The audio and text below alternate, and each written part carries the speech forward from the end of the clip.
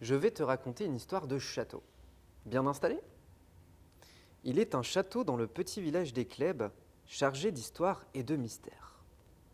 Aujourd'hui, il ne reste que la partie extérieure recouverte de lierre.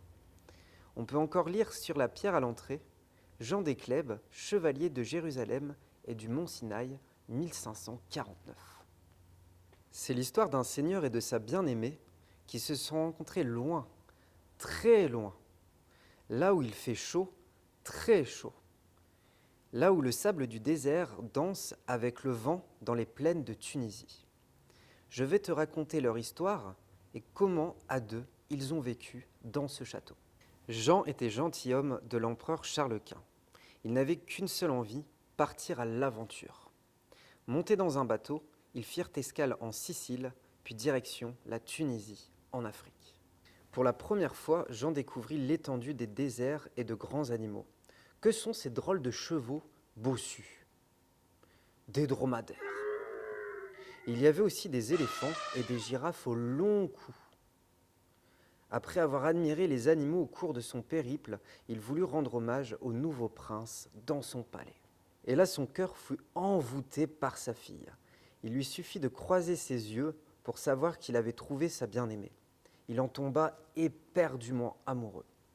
Mais le père de l'élu de son cœur voyait cette union d'un mauvais œil.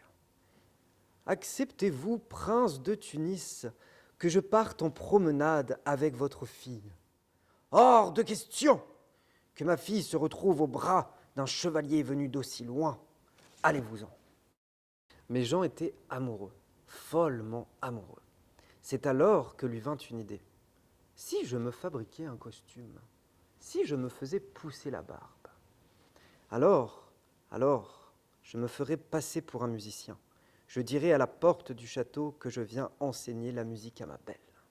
Affublé d'une longue barbe, de son nouveau costume, il put enfin l'approcher. Sa bien-aimée lui donna ainsi la clé de son cœur, mais aussi une clé magique, lui permettant d'ouvrir toutes les portes du château. À la nuit tombée, Jean, à pas de loup, revint pour enlever la princesse du palais. Et dès le lendemain matin, quittant Tunis, l'heureux couple fit le voyage vers la France sans plus jamais regarder derrière eux. L'heureux couple se maria. La jeune Tunisienne devint la femme de Jean. On les appelait Jean et Catherine de Gaussy. Après la cérémonie, ils rejoignirent son village natal, Éclèbes.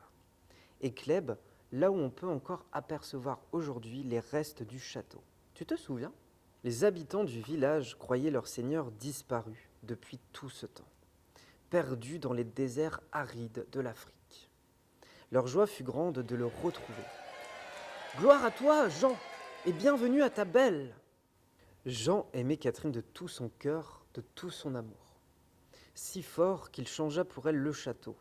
Il le para avec des décors, des sculptures orientales s'inspirant du palais de son père et de son pays d'origine. Elle s'y sentit bien, heureuse et amoureuse. Avec Jean, ils vécurent heureux et eurent beaucoup d'enfants.